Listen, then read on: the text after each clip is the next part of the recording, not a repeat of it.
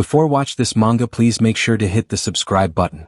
The scene opens in Lunary, a prosperous land bathed in the light of the goddess where all kinds of races live in harmony, led by their king to maintain balance. However, there was a young king who seeks to rise above all others. He was a tyrant, a powerful and seemingly unbeatable ruler. A large crowd is gathered and a lady stands before them, urging them to set aside their differences and unite. For the first time in history, their sole purpose was to defeat the demon king. The lady, having gained power from the goddess Stella, has vowed to save them all. And Al Maiden F, the fear of death, was reassured by a male elf who promises to protect her. A young boy observes the immense number of armies and adventurers gathered, declaring that there was no way the demon kingdom could defeat them. Suddenly the demon king appears, mocking the assembled forces. He tells them they were doing him a favor by gathering there, and now he will end them all in one swift blow. Fear spreads through the crowd and people begin to flee. Despite their retreat, they cannot comprehend how the Demon King has arrived, given that his kingdom lies miles away. As they run, the Demon King conjures multiple magic circles in the sky from which strange objects begin to fall. A cattier girl looks up in wonder, her breath catching as the very air grows suffocating. Another girl, recognizing the magnitude of a magic, murmurs that there was no way they could survive such an overwhelming force. The girl charged forward, determined to break through the Demon King's defenses and strike at him. In response, the Demon King erected a powerful barrier to protect himself. Despite the barrier, the girl didn't falter. As they clashed, their combined force created a massive explosion, yet the girl remained standing. The Demon King was stunned. He couldn't fathom how a weak human like her could reach him. He demanded to know what made her so strong. Convinced there was no way a mere human could possess such power, he warned her not to think she could hide it from him, vowing that he would uncover the truth.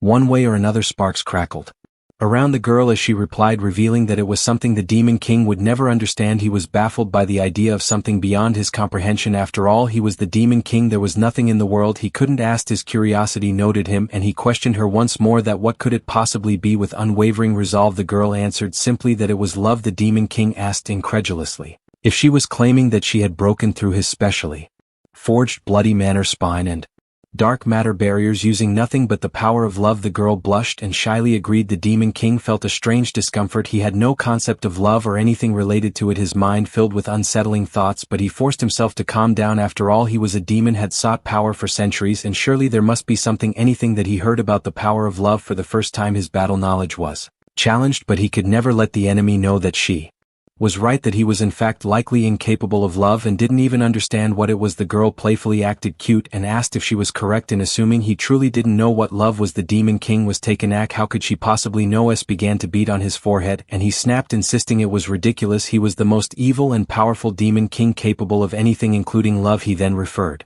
to her as the hero of the human kingdom and declared that he would prove her wrong. In a rush of anger and embarrassment, he turned to leave, but she called after him, urging him to wait. Though she was frustrated, she couldn't help but feel a little embarrassed as well. The scene shifts to the Demon King's castle, where his first general was shocked to hear that the Demon King had retreated. The maid agreed, mentioning that the Demon King had flown back to the castle in the middle of his battle with the hero. The first general was shocked, remarked that the Demon King would never retreat from a fight, and where he was now. The maid replied that since his return the Demon King had done nothing but sit there staring at the sky all day. The general wondered why the Demon King was gazing at the sky. He then noticed that the Demon King was mumbling to himself, so perhaps he was plotting new strategies to defeat the hero. But the Demon King, lost in thought, questioned whether he was truly incapable of love and pondered what love even was. He loved war, or did that count as love? Suddenly the Demon King stood, declaring that he had made a decision. He was going to leave. The first general asked to wait, but the Demon King was already moving swiftly. The general hurried to follow him, warning him not to do anything rash and asking where he was going. Wherever the Demon King went, the general vowed to follow and support him in any way possible. The Demon King turned to him and simply replied that he was going to find love. The first general was stunned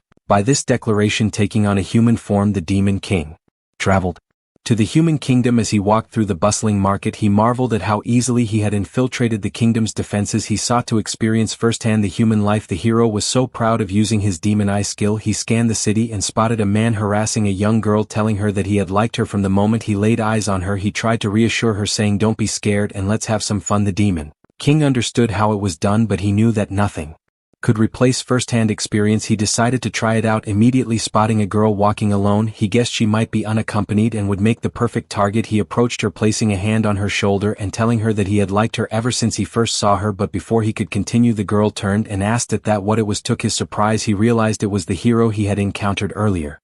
He wondered what she was doing there, puzzled by the unexpected encounter. Meanwhile, the first General followed the Demon King but was quickly lost in the crowd. The hero turned, wondering if he had just made a mistake by admitting that he liked her. He was sweating, fearing that she might laugh at him, especially if she discovered that he was the Demon King from the Demon Kingdom. He knew he had to come up with a convincing excuse, something human, so he mentioned that he admired her battle style, impressed by how she could effortlessly switch from medley combat to explosive magic in an instant.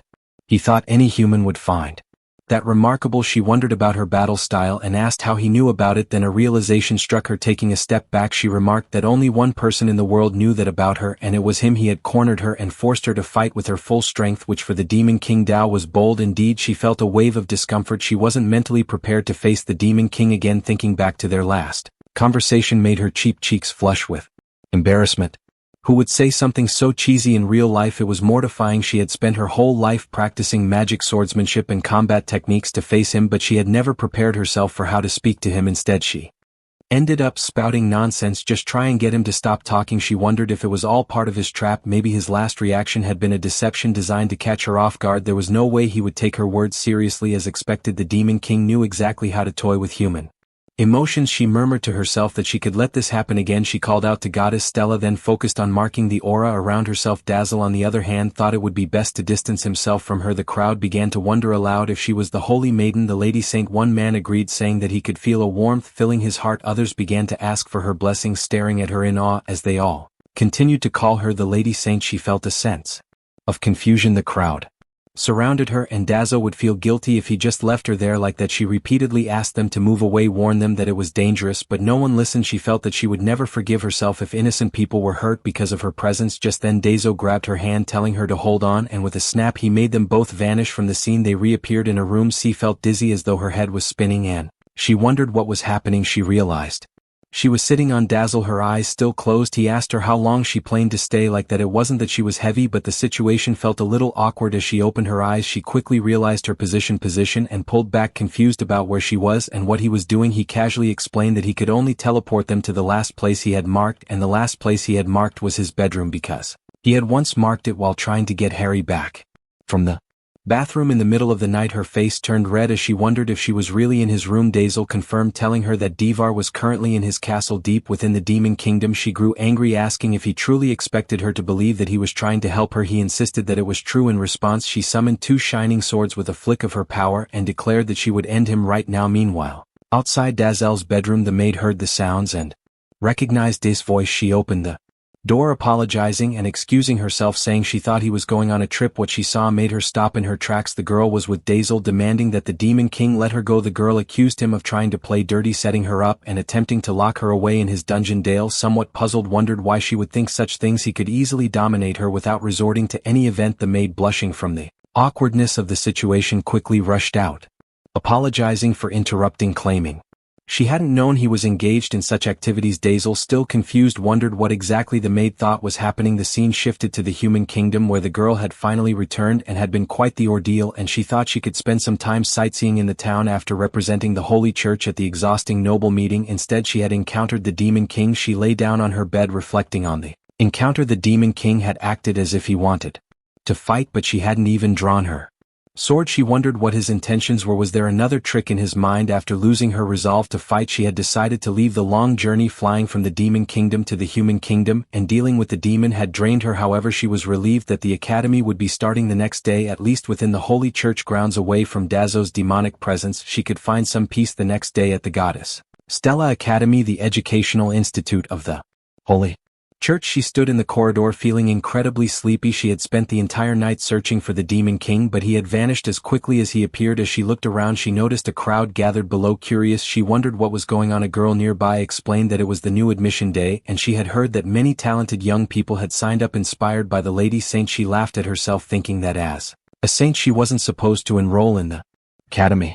Instead, she should focus on her training to fight the Demon King. But sometimes she wanted to feel normal, so she had asked the head priest if she was allowed to attend the Holy Church Academy. To her surprise, the head priest had approved her request. It must have been because they wanted her to promote the academy, encouraging more people to join the cause to fight the Demon King and his generals. Suddenly she was shocked to see the Demon King and his general among the new students. She wondered what they were Doing there, the general asked Dazel why they were enrolling in a human academy, especially when the place had a holy scent that made him sick. Dazel replied that he had heard about the academy while investigating the residence of the hero. The general was taken back upon hearing this. Dazel explained that it was no different from a battle. If he wanted to understand her better, he needed to understand her environment as well. It turned out that stumbling upon the academy was a fortunate coincidence. The general was deeply emotional, realizing that the Demon King had finally come to his senses. He truly wanted to fight the hero seriously, and that's why he was there. He could sense that their victory was getting closer. Dazel nodded, telling him that one should always keep their friends close but their enemies even closer. The general agreed, stating that he would assist the Demon King in uncovering everything about the hero. Other students, watching the scene unfold, could only stare in silence.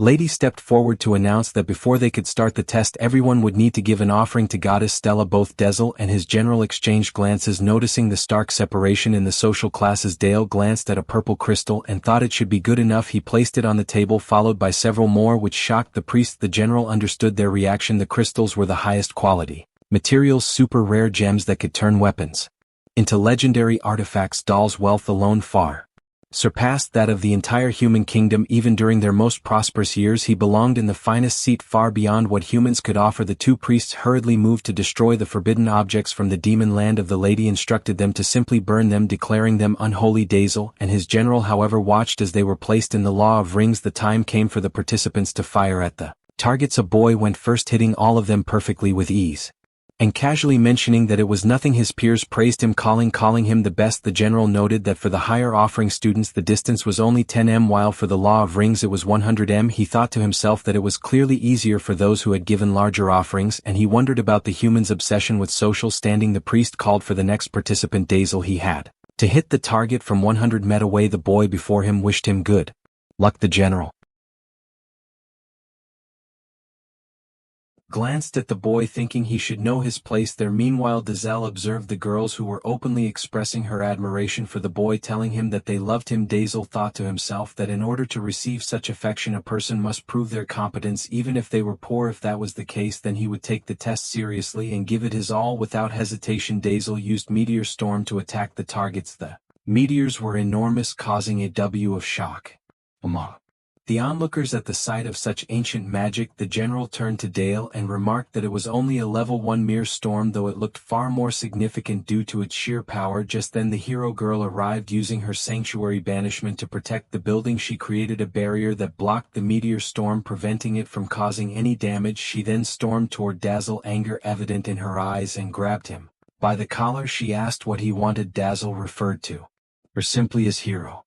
She responded by mentioning that he had suddenly disappeared in the middle of their fight, only to appear out of nowhere in the city. She added that he even teleported her to his bedroom. The other students and Dazel general were shocked by her words. The hero continued, explaining that when she was finally about to get some sleep, exhausted from the ordeal, Dazel showed up again just outside her room. She asked him if he had any idea how much sleep she had been lacking because of him. Then with a scowl she asked if he wanted to fight, in which case they could just do it. A lady with a flushed face approached the hero, asking if Dazel was her friend. She apologized but suggested that they move their private conversation elsewhere. The hero realized her own embarrassment and quickly corrected her words, saying there was no such relationship between her and Dazel. She stopped mid-thought, considering that if the truth about Dazel being the demon lord were to get out, it would cause chaos. Having Demon King within the Holy Church's grounds right in the middle of the city would prompt all of the church's paladins and warriors to respond. Casualties would be countless, and she wondered what she should do. Dazel then asked the lady if he could take the test again, as the hero had interrupted him last time. The hero raised an eyebrow, questioning whether that was really the issue at hand. She sighed and apologized, explaining that the rules only allowed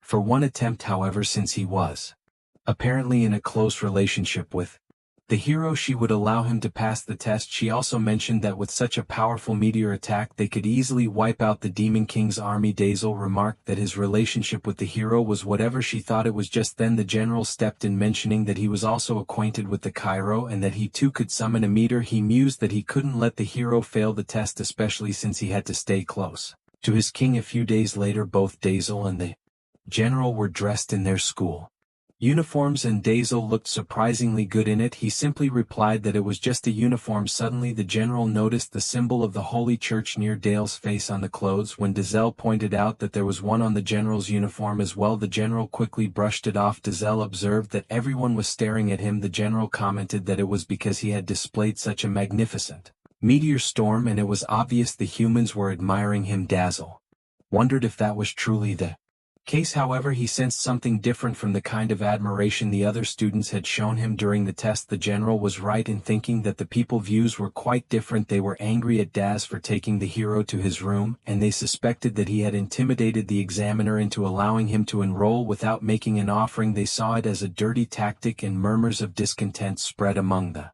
crowd. Dale and his general were walking when he mentioned that. He wondered what kind of training the academy people would conduct. The general replied that it was only the first day, so it would probably be a 200 kilometers run as a warm-up. Dazel asked if that wasn't too basic, suggesting they should probably have the trains fight a dozen or something. The general agreed, acknowledging it was a possibility, and added that whatever it was, Dazel would excel. The general then wondered if they were truly in demon territory and asked if Dazel felt any danger or malicious presence. Dazel pointed towards the hero standing some distance away and remarked that he could see her. The general thought that the hero hadn't even tried to hide, and even though she was glaring at them, they both ignored her. Dazzle suggested they pretend not to have noticed her. The general, still bothered, muttered that it seemed troublesome. The hero then called out, demanding that they stopped ignoring her. She ran toward them, insisting they hear her out as she knew they could. She had a lot to say about what happened the other day. As she turned the corner, she found that they had disappeared. In frustration, she cried out, asking them to wait, explaining that she only wanted to talk. Why didn't anyone listen to her? She thought that even the headmistress blamed her for everything, but she couldn't tell the truth. Doing so would only cause chaos. She sat there crying, wondering why this had to happen to her. Suddenly Dale appeared in front of her and asked what she wanted to talk about. She stood up, glaring at him. He remarked that he heard she wanted to talk. He then asked if she had been crying. In response, she kicked him, insisting that she wasn't crying despite the pressure of his presence. She said she wouldn't cry in front of a demon, though tears still lingered in her eyes. He stopped her leg with a single finger, wondering what was in her eyes. She replied that she was angry and asked if he knew how much trouble he had caused her. She challenged him, saying that if you want to fight, so let's do it. She found in herself that demons were supposed to be straightforward and fair in battle, but if he was just toying with her to make her life miserable, it would be the worst of all. His face read slightly as he said he did mean it like that, but he was hesitating to express what he truly wanted to say. She shouted at him, urging him to hurry up and speak. His face turned completely red as he confessed that wanted to understand the meaning of love, and that's the only reason he came to the human school. She forced a laugh, controlling her emotions, and Dazzle thought to himself that she must be so happy to be proven right now. She understood why he had told her the truth. She turned to leave, saying that he was the Demon King and that she wasn't supposed to trust him, as her duty was to protect her people. Yet for some reason she felt like he was telling the truth. If that was the case, maybe what he was trying to do wasn't entirely bad. She considered that if he got to know humans better, it might be part of his next move against the human kingdom. For now, she decided to let him do what he came for. But she swore she would keep an eye on him. If he hurt anyone in the kingdom, she would fight him with everything she had. She asked if he understood. Dazel promised her, calling her by name Sylvia. He swore that he would keep his word. She grew annoyed and told him not to call her by her name so casually. He then asked if he should refer to her as Hero or Lady Saint. She denied both titles, finding them too embarrassing. The scene shifts to the Demon Kingdom, where Luna the maid arrived at just the right moment. The second general of the demon army was looking for her. He mentioned that the king had asked her a return, but he couldn't find him anywhere. He then asked Luna if something had happened that he wasn't aware of and why everyone always left him in the dark. Luna replied that the king had been acting strangely lately. The last time she saw him, he had brought a girl into his chamber. She had only caught glimpses of the girl, but she was certain the girl was human and had a strong holy aura. The second general was surprised to hear about the holy aura and wondered if the king might be under the influence of some human church's evil spell. Just then they heard the door open and someone appeared in front of the king's room. Luda was surprised and explained that the demon king had said he wouldn't be back for a while. Upon closer inspection, they saw that the person was wearing the emblem of the Stella Church, confirming the general's suspicions. The second general rushed toward the person, ready to punch him to declaring that he wouldn't let anyone control their king. However, it turned out that the person was actually the first general. Furious, the first general confronted the second general, asking how he dared to punch him and accusing him of trying to kill the first general and take his position. The second general, taken aback, denied the accusation and explained that he had just returned and found no one around. He asked what was going on. Lan wondered how the second general had come to the conclusion that there would be an enemy.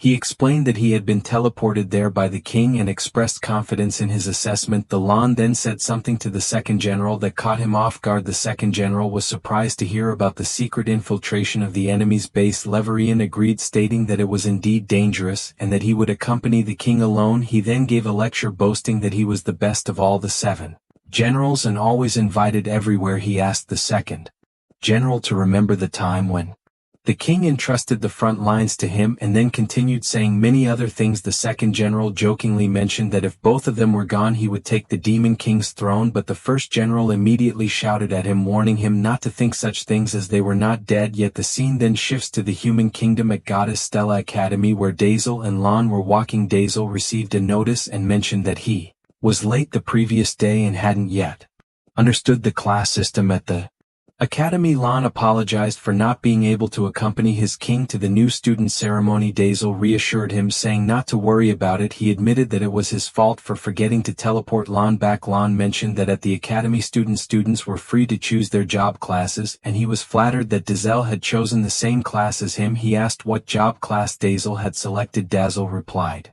that he had been a bit lost in that section, so he simply chose the one kept mentioning demons, thinking it must be easy for demons like them. When Lan saw the class Dazel had chosen, he was surprised and said that an exorcist was a job that required expertise in holy magic to kill demons. Dazel reassured him, saying not to worry about it, it was just for the human students in their early education. The Vurian agreed, noting that they started from E-class as well, meaning they were dealing with low-grade exorcists. He added that what's the worst that could happen. Silvio, overhearing the conversation, remarked that being an exorcist was perfect and that they would be in the same training grounds, and she had chosen the same class. Lan turned to see her, shocked that she was also an exorcist. She responded, saying not to get too worked up yet, as she wasn't there to pick a fight. Dazel asked what she was doing there. Sylvia replied that she had told him before that she would keep an eye on him, and now that he had chosen the same job class as her, it made her work much easier. She added that if he ever do anything weird, well, who knows, and accidents happen in the exorcist training ground. Accidents were only dangerous to demons. Dale remarked that it sounded like a really good evil plan. Lan asked Sylvette if she was calling Harel a hero. Sylvia apologized if she didn't sound like a hero, joking that the demons were rubbing off on her. Then Sylvia overheard a few girls gossiping about her, speculating that she was talking to a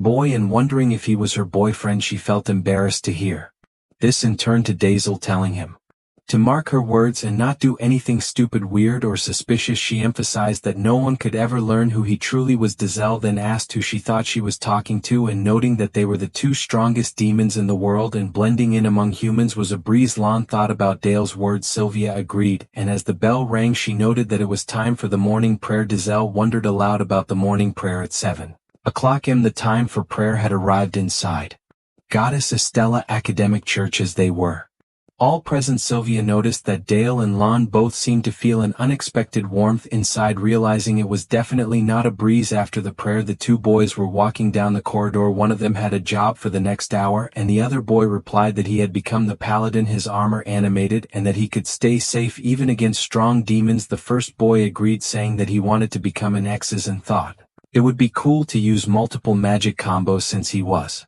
good with the sword, he chose to be a Templar in debt. A noble boy bumped into them, and one of the 2 boys told him to watch where he was going. The noble boy, angered, wondered how they dared to speak back to him. He called them commoners and told them to know their place. Without responding, the 2 boys continued walking, ignoring the noble boy. Dazel and Lan walked together, with Lan leaning on Dazel for support. The noble boy thought to himself that they must be new students in dark uniforms. He rushed toward them, thinking that if they were commoners, try and get close to the saint, the girl whom even nobles held in high respect. They were nothing but cocky peasants. He decided to teach the commoner a lesson by bumping into him using his superior strength. As he got close to Dazel, he ordered him to get out of the way. When he bumped into Dazel, however, his shoulder bone shattered into pieces. He was set crashing into the wall and screamed in pain, calling out for a medic. Lan, noticing the shattered window from the impact, remarked that he had broken the mirror-like glass with his power. He wondered how the boy had dared to bump into his sea on purpose. In a cold voice he vowed to chop the boy into pieces and throw him to the hungry monsters of the demon kingdom. The boy, horrified by the threat, was left in shock. Lan sent the boy flying into the sky and told him to rejoice as his life would be taken by the great demon king's #1 subordinate. Dazzle remarked that Lan was done for. Suddenly Dazzle sensed a sweet and thick,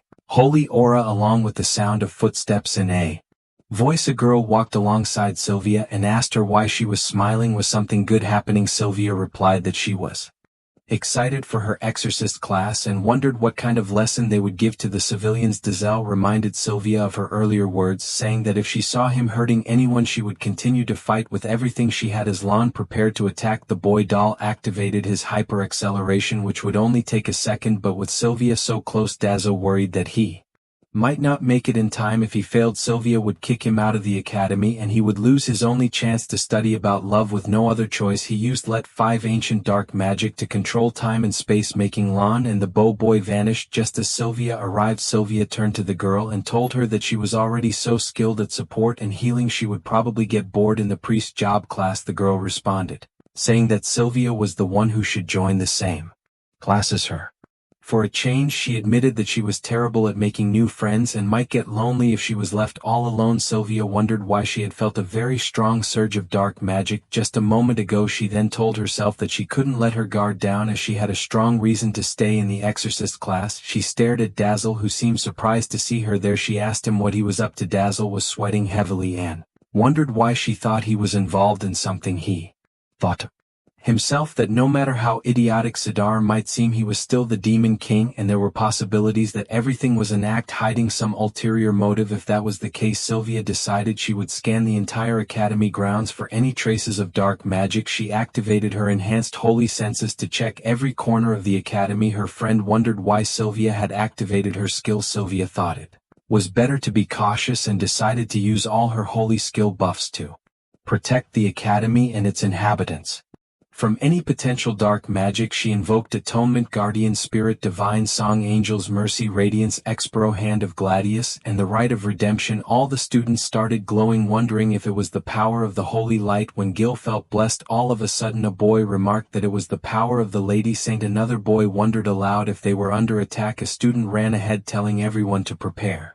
countermeasures. Dazzle was sweating profusely, feeling as though he were being trampled. He wondered why Sylvia was going all out. Was she really mad at him? It seemed like she was seriously considering kicking him out of the academy. Sylvia observed his expression and thought he looked like he was carrying something heavy. It was as if he was compressing his dark magic to the point where she couldn't sense it. Realizing this, she activated more holy protection and a giant aura surrounded her. After using this protection on the entire academy, she pointed at Dazzle and declared that she couldn't find anything suspicious. She would let him off the hook this time, but if he ever did anything weird again, she swore there would be consequences. As she walked away with her friend, the girl asked if they fought often. Sylvia nodded and replied that they could say she was born to fight him. The girl wondered if it was a couple's quarrel. Sylvia quickly responded that it wasn't, and her duty was to protect the people she hadn't even considered dating, especially since Dazzle was the Demon King. Meanwhile, behind the academy building, Lum was on his knees begging Daz for forgiveness. He admitted he hadn't thought it through when releasing the demonic aura and acknowledged that it had jeopardized their disguise in front of the humans to the point they had no choice but to intervene. Lon lamented that he was useless and begged the Demon King to grant him the greatest permission, ordering him to kill 100 King Hydras or 1,000,000 monsters within 24 hours. Dazzle replied that Lon didn't need to think about such things. Lon began to cry, expressing how kind the Demon King was. Dazzle, however, thought that it wasn't kindness but rather a necessity. He had used his time and space control ancient magic skill to avoid attracting attention, something he could have done long ago if he hadn't. The hero might have figured it out. Dazzle then asked what they were going to do with the boy. He'd rather not shed any blood while they were there. Lon answered that he had taught the boy a very valuable lesson, that even trash could become the Demon King's loyal follower. The boy, battered and bruised, murmured that the Demon King was the strongest in the world and that he was the best. The Varan with a smile commented on how beautiful it was to hear such words in that holy place. Since the boy had become a slightly better human being, the Varyen decided to give him a present using his dark regeneration magic. Lan healed the boy's injuries. The boy was surprised to find that his hand no longer hurt, but his shock only deepened when he saw the changes he attempted to break the wall effortlessly, amazed at his newfound strength.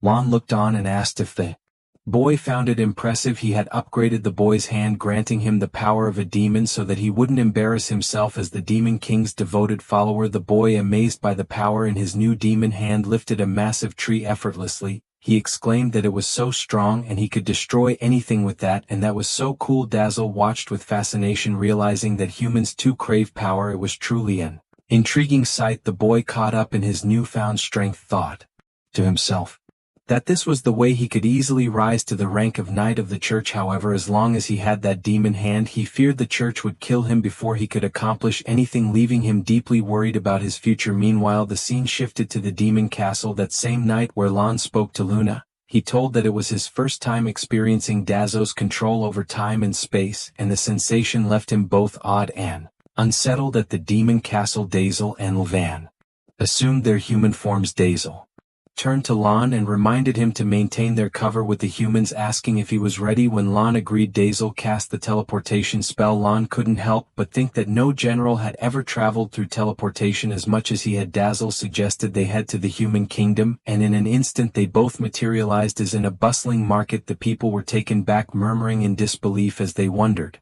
if the two appeared out of thin air and how it was even possible. One onlooker even commented that neither of them seemed entirely human. Dazzle surmised that he would need to adjust the teleportation point and instructed Lan to manage the situation. Lan agreed, though he added that he would eliminate any witnesses. Dazzle, however, told him it would be sufficient to simply erase their memories afterward. Dale approached a mansion and confidently assured Levan that everything would be fine. He set the teleportation point on the mansion's wall and remarked that it was now done. Just then Sylvia emerged from the building and asked what he was doing in front of her door. Dazzle replied that he was setting a new teleportation point as no one ever passed through this area, making it a safe spot. Sylvia, however, mentioned that it was her private residence. Afterward, the group made their way to their exorcist class, where the instructor Edward Ender greeted them and introduced himself. He explained that every year there were both promising and underperforming students, with more commoners than nobles in the class. However, in his eyes they were all chosen ones. Edra demonstrated his advanced light magic, advanced fire magic, and expertise in close combat, declaring that by the end of the course he would make them masters of all these skills, allowing them to proudly call themselves exorcists. He emphasized that their ultimate goal was to specialize in defeating humanity's greatest enemy, demons. As he spoke, he was sweating profusely, secretly impressed with himself for managing to activate multiple types of magic at once, something he considered quite challenging. While Dale and Lan remained unimpressed, their other classmates were amazed by his display and praised him. Lan, however, thought it was rather ordinary, remarking that in the kingdom even an infant could activate 5 types of magic simultaneously. Edward, undeterred, told them not to forget that they were special and had been chosen by the great hero Lady Saint for this class. He assured them that with him as their instructor, the greatest exorcist of all time, there was no one more qualified to teach them this path. Edward also proudly mentioned that he had once faced the Demon King in battle, standing alone against such a powerful foe. Lan was shocked to hear that Edward continued, explaining that long before the hero Lady Asen was even born, he had earned fame for a legendary battle. He couldn't help but feel a sense of shame every time he remembered that day, the day the Demon King had inflicted those bonds upon him. The Varian turned to Dazzle and asked if that was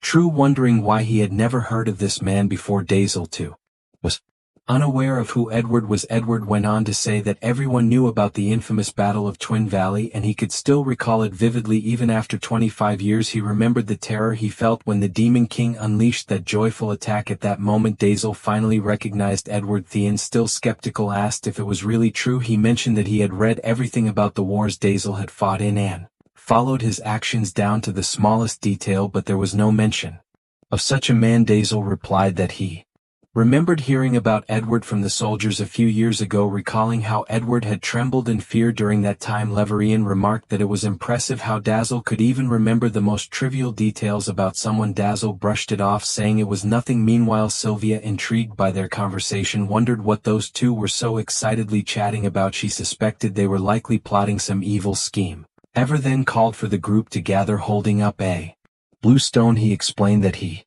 wanted to test it, demonstrating that for exorcists magic was of utmost importance. He wanted to observe how they each used it. Edward told them not to worry if they couldn't scratch the stone, as it had been specially designed for the church's night's practice and was resistant to damage. He then asked if anyone had questions. Only Sylvia raised her hand, asking what would happen if they only ed light magic for the practice, as she believed it was the most important element for exorcists. Edward smiled, complimenting her for her insight. He was honored that she was so eager for his class. He then instructed everyone to use the basic light spell beam. Sylvia thought it was a good choice, believing that since demons couldn't use light magic, Dazzle would likely give up and leave the school peacefully and return to Dazzle and asked him to begin. Daz spoke briefly with Lon, asking if it was fine to proceed. Lon agreed, acknowledging that it wasn't perfect, but it was all the calculations he had managed to gather in the few minutes they had. Dazzle reassured him, saying it was enough for now and that he would perfect it on his own. He thanked Lon for his assistance. Then Dazzle stepped forward, explaining that he would consider the magic particles in the air and create just the right amount of radiation in the form of light. He would then combine this with a specific formulation of the spell, reversing the basic dark route to mimic the holy characteristics of light. It was time to try dark-style light magic as he focused on creating the lightning wall.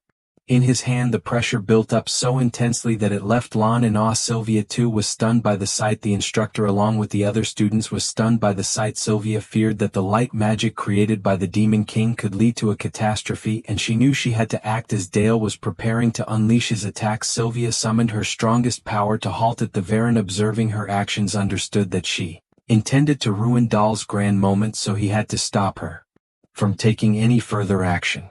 Sylvia used her most powerful divine dispel seal, while Leary encountered with his ultimate dark enhanced magic. Sylvia attempted to seal Dahl's magic, but found that the ordinary dispel wouldn't work on the spell of the Demon King's caliber. However, her holy barrier seal, which was directly connected to her will, remained unbroken. Lon reassured Dazzle, telling him not to worry as he would pour all of his dark energy into the attack. He then released a powerful beam aimed at the barrier. Dale watched as the beam struck the barrier, causing a massive explosion. Edward, bewildered by the sequence of events, wondered aloud how the light at first appeared and now an explosion followed. He questioned what was truly happening as the fog began to clear. Dazzle and Sylvia were both on their knees. Laren hurried to Dazzle, apologizing for disrupting his incredible demonstration. Sylvia, rising to her feet, acknowledged that it was all her fault. The magic was still unstable and she would have to refine it further to perfect it. Dale got up, messaging that it was still impossible to contain 2 consecutive spells from high-level demons and that he needed to practice more still. Adia then asked him why she looked like him. Toy responded by asking the same question. Larian was shocked to hear such a thing. After a while, the three of them went to a quiet place where they soon realized that Dazzle and Sylvia had swapped bodies. Dazzle, now in Sylvia's body, confessed that in his 1,700 years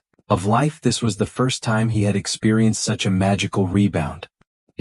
Speculated that there must have been a flaw in his formula for reversing dark magic into light magic, which could have been tampered with by the holy bind and dark enhance. He wondered aloud if the holy magic wasn't in fact fascinating still. Viao and Dazzle's body told him that he could be fascinated by it later, but for now she asked him to turn her back to normal as she couldn't keep up with covering for both of them. Dazzle replied that he had never experienced anything like this before, and although they didn't have a library filled with all sorts of information about magic, he thought Lon might know more. Laren responded that it was indeed a great idea and he would help, but except for the parts related to human holy magic, he can deliberately erase those from his memory. Sylvia promptly hit him for that. Dazzle, using his power, stated that the situation couldn't be held any longer and they would sneak into the royal library at midnight when everyone had fallen asleep. In the meantime, you would hide in a room. And Azra returned to Her own room. Sylvia was shocked by the suggestion, insisting that she couldn't let anyone see her looking like this. If she went back to her room, everyone would get the wrong idea. Dazel suddenly disappeared from the scene later that night in his demon form and occupying Sylvia's body. Dazel arrived to meet her. He told her it was time to go and Lon was keeping watch, ensuring they could enter the castle safely. Sylvia, now in Doll's body,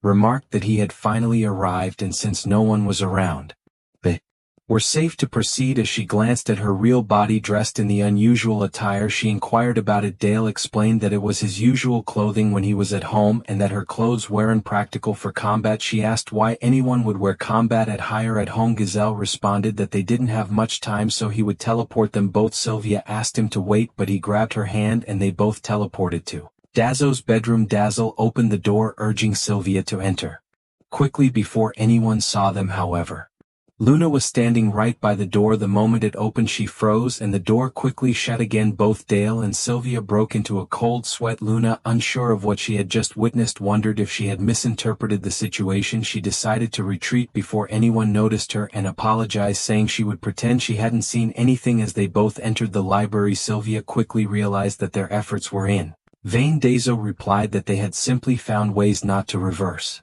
their bodies back. Even with the combination of reversal spells and the complex returning magic formula, nothing worked, which he found utterly fascinating. Sylvia remarked that their small bodies were much worse than expected. Dazel reassured her, saying that they would grow back to their normal size in about 5 minutes or so. As morning came, Dazzle heard the sound of people stirring and mentioned that soon the place would be filled with teenagers. Sylvia, still in Dale's body, was shocked and pointed out that they hadn't changed back yet. She also asked why the young demons were so eager to go to the library. Dazel wondered aloud how else they could learn to grow stronger. He then suggested they teleport back to the academy. Sylvia asked him to wait, explaining that she couldn't return to her room like this. She couldn't just go missing either. It would cause chaos at the academy, and even in the kingdom the people couldn't find out about their situation, so it couldn't be helped. They would have to pretend that she was Dazel until they found a way to switch their bodies back. Dazel acknowledged that there was no way around it. However, he mused that it had been a while since he had gained any new insights about catalog power. If he were to remain in Sylvia's body, he might have unlimited access to the secrets of human love. He mentioned that the opportunity to impersonate a princess like this couldn't be missed, and he would gladly act as her. Sylvia, still in Dale's body, wondered why he was so excited and asked what kind of opportunity he was talking about.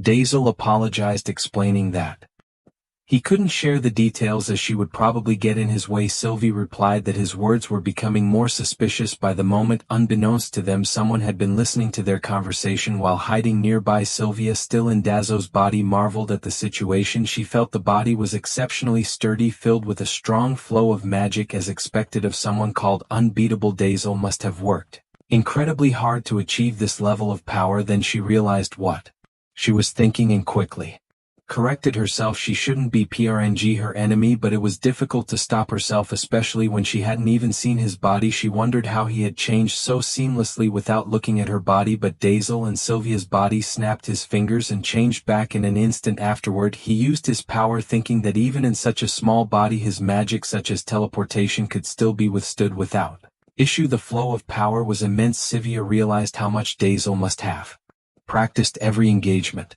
showed just how far he had gone in mastering his magic. Dale then called out to her, commenting that her body was quite nice. Sylvia, a little flustered, referred to him as a pervert, saying that she had known it all along. As Dazo walked in Sylvia's body, one of her friends called out to her, and he realized she was referring to him. The girl asked if anything had happened, mentioning that she hadn't seen Sylvia since the previous day and thought they were supposed to have lunch together. Dale quickly recognized the girl as Sylvia's friend. In Sylvia's voice, Dazo replied that she had lunch with other friends. The girl seemed confused and asked what she meant by that, as she was supposed to be Sylvia's only friend. Noticing something off about Sylvia's behavior, the girl pressed further, asking if she was hiding something. Dazel, thinking over the situation, realized that he had calculated things accurately. He couldn't believe that the hero of the human kingdom only had a single friend, and he hadn't found anything else that could explain this in such an unfavorable situation. Dazzle knew there was only one course of action: find the enemy's weakness using his demon's eye. Dazzle observed that Sylvia's eyes were now glowing red, which unnerved the girl. She asked if Sylvia had something in her eyes and offered to heal it for her. Dazzle noted that the color of her magic circuit was almost yellow, indicating the presence of the holy element, which suggested that the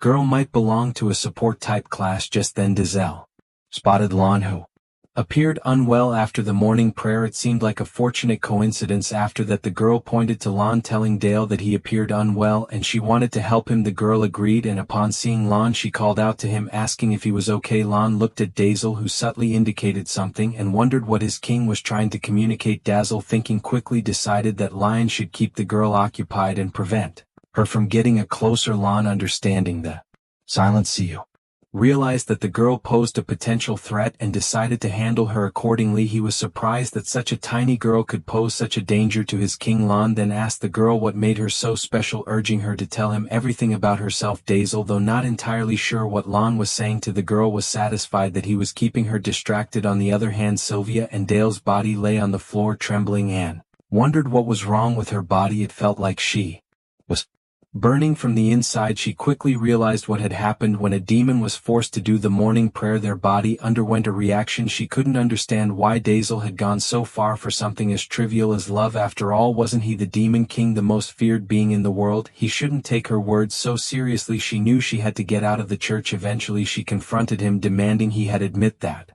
he was doing something suspicious with her body again. When he denied it, she insisted that they couldn't keep going like this and that they needed to hurry to figure out how to switch their bodies back. Dazzle, however, thought that he couldn't let her know that he had been using her body to inquire about love. For some reason, everyone became nervous or their faces turned red when he brought it up, which made him realize it must be a highly guarded national secret, something sacred or even taboo to talk about. As they walked together, they overheard other girls whispering about the nature of their relationship, speculating that they might be in love. Sylvia, still in Dazzle's body, felt a sinking feeling in her stomach. She had a bad feeling about what was being said. Instructor Edward approached, visibly frustrated, and pointed out that it was only the first week, yet they were arriving late to his class. He looked especially angry with Dazzle, but in reality it was Sylvia in Dazzle's body. He demanded that she do 100 push-ups as punishment. Ed clarified that he didn't mean any offense to her personally, but reminded her that she could join the class right away. As Sylvia started to do the push-ups, Dazzle, observing the situation, remarked that this was how privilege worked among humans. Sylvia, still struggling with the push-ups, apologized, acknowledging that she was currently at a disadvantage. Once the push-ups were over, Edward instructed the students to listen carefully, but at day's field practice they were going to participate in a special activity, a friendly match of tag against another class. The students were surprised, unsure if it would be fair to play against another class. The exorcist class, after all, only had a small number of students. One of them reassured the others, noting that they had Sylvia on their side, so there was nothing to worry about. Another student speculated that their opponents might be from the priest class, hoping they would be less physically imposing. Edward quickly silenced them, and just as he did, the Templar class arrived. The exorcist students were taken back. The Templar class had rejected all new non-noble students and were known as the elite class. Nearly all of their members were male heirs from influential noble families. Dazzle wondered why they looked so smart and what their specialty was. Sylvia mentioned that their expertise was in combat and that they had been trained to master the 7 elements of magic. Their fighting style involved compressing that magic to create powerful weapons. Dazzle replied that she remembered fighting something similar, though not as annoying as her unpredictable fighting style. Sylvia responded that came directly from the Demon King himself, and she took that as a compliment. As Emerald was conversing with the leader of those individuals, Dazzle wondered if he was the same person from the entrance exam. She then noticed the boy looking toward her. He bowed respectfully toward Sylvia's body, expressing that it was an honor to meet her again. He admitted that he would never forget the moment when she had dazzled them with her amazing meter magic during the entrance exam. That exhibition had motivated them to train hard in the hopes of becoming as strong as her one day. Dazzle in Sylvia's body thought to herself that at last it was Sylvia's skill at play. The boy then pointed to Dale's body, saying that Sylvia had helped him get into the Holy Academy while Dazzle had done nothing during the exam. He added that now all the lowly peasants did was follow her around. Dazzle, still inhabiting Sylvia's body, replied that it was because she was interested to the point where she couldn't even sleep. Thinking about it all, he thought he was invested in her secret. which was why he followed her around, though he had forgotten that he was in her body, which likely confused them. The man wondered if that was really the case, and if so, if it was what she truly wanted. He decided not to question it further. Edward then spoke up, saying that since they were all present he would humbly offer them an invitation. The boy replied that they would be truly honored if the Lady Saint wished to join their class, where only the best of the best received the best facilities, truly the right place for someone like her. He'd assured them that all the noble families there would offer her their utmost support. However, Dale, inhabiting Celia's body, denied the offer, leaving the boy shocked. Sylvia and Dazzo's body stepped closer and asked what he was doing. She reminded him that it was her body and to be more careful. He questioned if that wasn't true and wondered if she could even fight against him. He suggested that at the very least she should be asking for the king's chair or something of greater value. She replied that it wasn't how things work. There, Sylvia mentioned that she would rather remain in the same class as him so she could keep an eye on him, something she had said herself. Her face turned red and she reluctantly agreed. The boy, sensing her reaction, asked if she was willing to make a bet. If they won the match, would Sylvia be willing to join their class? Sylvia agreed, and the boy responded enthusiastically, saying that it was a great honor and that it was now decided. Sylvia and Dazzo's body asked him to stop as they both began to leave. He reassured her, saying there was no need to worry and it would all be fine. She replied that there was plenty to worry about. Dazzle, still in Sylvia's body, turned to her, pointing out that she had forgotten one important thing. He was currently the hero of the human kingdom and could fight without holding back his power. No one would bat an eye at it. Sylvia was shocked and urgently asked him to stop trying to kill everyone while looking like her. The scene shifted to the Ultan Forest, the designated training area of Goddess Stella Academy. Gathered everyone together and outlined the rules of the match. The objective was to take down as many opposing class members as possible, but uniforms had been specially designed to withstand a single death blow, allowing them to fight at full power. Those who were defeated, whether by losing the match or having their uniforms' protection used up, would be considered out. A barrier would appear around them, preventing them from both attacking and being attacked. The first